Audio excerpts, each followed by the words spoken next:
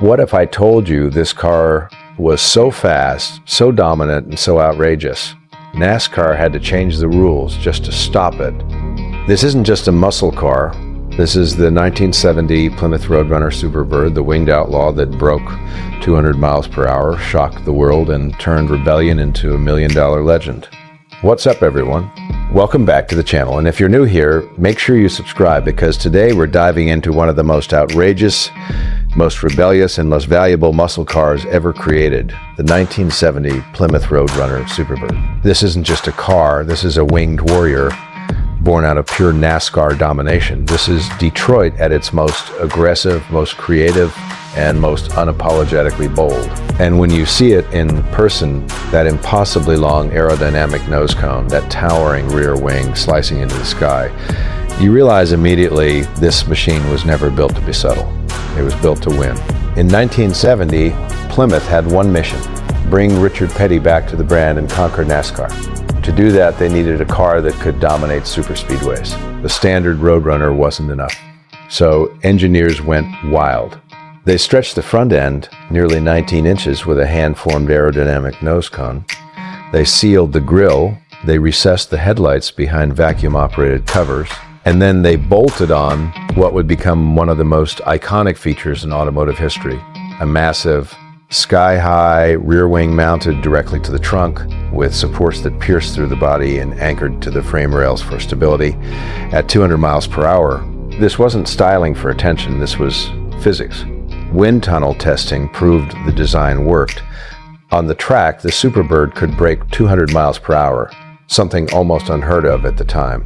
And in NASCAR, that kind of speed forced rule changes. When a car becomes so dominant that the sanctioning body rewrites the rules to stop it, you know you're looking at something legendary. Under the hood, buyers had serious options. The standard engine was the 440 Super Commando V8, pushing 375 horsepower.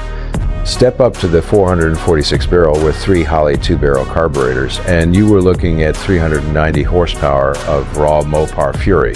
But the ultimate choice, the one collectors dream about, was the 426 HEMI, officially rated at 425 horsepower. But everyone knows that number was underrated. Real output was closer to 470 horsepower. Massive hemispherical combustion chambers, forged internals, dual 4-barrel carburetors. This engine didn't just make power, it made statements. Pair that HEMI with a 4-speed manual transmission, and you had one of the most visceral driving experiences of the era. The clutch engagement was heavy, the shifter felt mechanical and deliberate. The exhaust note wasn't refined, it was explosive. It rumbled at idle and roared at full throttle with a sound that could silence a crowd. You didn't just drive a Superbird, you commanded it. And let's talk about presence. The 1970 Superbird came in colors that defined the muscle car era: vitamin C orange, lemon twist yellow, Moulin Rouge pink, Alpine white, and of course the unforgettable Petty blue. These weren't muted tones. These were high impact, high visibility declarations of attitude. Combined with the cartoon Roadrunner decals and beep beep horn, the car somehow balanced race-bred engineering with playful branding. It was serious performance wrapped in personality. But here's where the story gets even more interesting. In 1970, Plymouth had to homologate the Superbird for NASCAR competition, meaning they had to sell production versions to the public. Roughly 1920 units were built. At the time, many dealers struggled to sell them. The extreme styling was polarizing. Some buyers thought the wing was ridiculous. Some cars even sat unsold into 1971. Fast forward to today, and those same cars that once gathered dust are now commanding staggering prices at auction. A 426 HEMI Superbird in concourse condition can easily exceed $1 million. Even 440 powered examples regularly trade in the $300,000 to $600,000 range, depending on documentation, originality, and color combination. This is no longer just a muscle car. It's blue chip automotive investment art. And when you stand behind that towering rear wing, looking down the length of that sculpted nose, you feel the ambition of an era that will never exist again. Modern cars are fast, they're efficient, they're technologically brilliant, but they're filtered.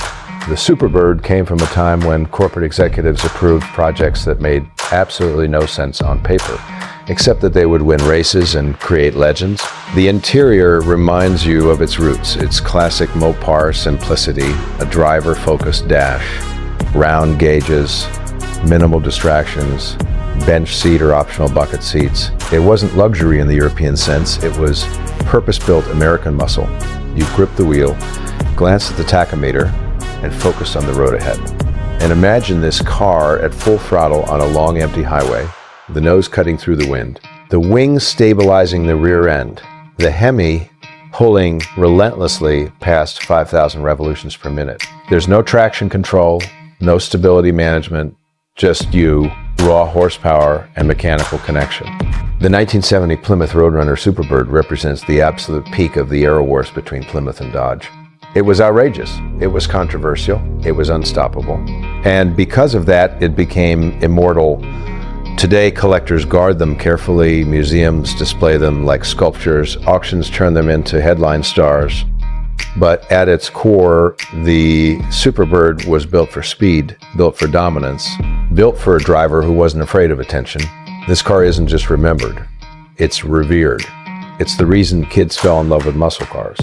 It's the reason NASCAR had to change the rule book. It's proof that when Detroit decides to go all in, history gets made. So if you ever get the chance to see one in person, take a moment, walk around it slowly, look at the rivets in the nose cone, the height of the wing, the aggressive stance, listen closely if it fires up, because you're not just witnessing a classic, you're standing in front of one of the boldest automotive statements ever built. And that right there is why the 1970 Plymouth Roadrunner Superbird will forever be one of the most expensive, most iconic, and most unforgettable machines to ever roll out of America. If you love legendary muscle cars like this, hit that subscribe button, drop a comment below, and let me know which winged warrior you want to see next. Beep beep.